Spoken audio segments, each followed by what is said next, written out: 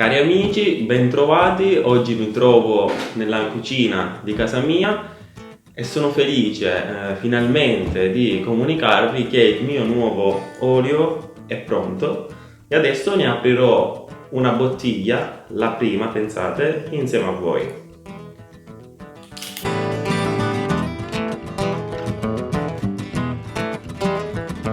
Una bontà.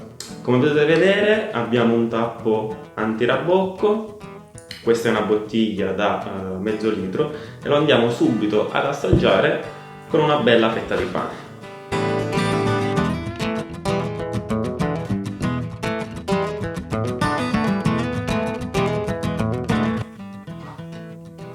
Intanto il profumo non riesco purtroppo a farvelo passare in video, ma è qualcosa di veramente eccezionale. Guardate qua, che bellezza!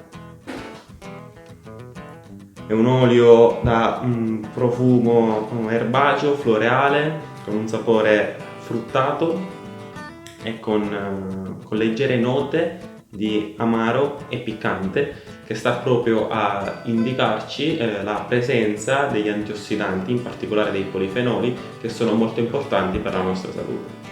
Lo assaggio per voi.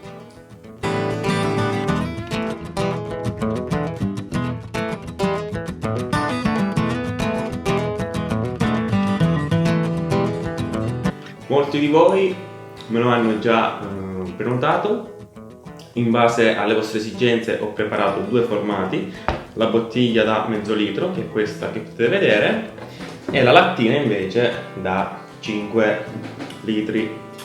Per chi non l'avesse ancora ordinato e vorrebbe farlo o vorrebbe ricevere comunque maggiori informazioni su questo straordinario olio extravergine di oliva, quello che deve fare semplicemente è cliccare il link che troverà in descrizione a questo video e scrivermi direttamente un messaggio su WhatsApp, oppure potete semplicemente commentare questo video e io poi vi dirò insomma tutte le informazioni. Vi mando un caro saluto dalla Sicilia e intanto io continuo a gustarmi il mio pane con l'olio.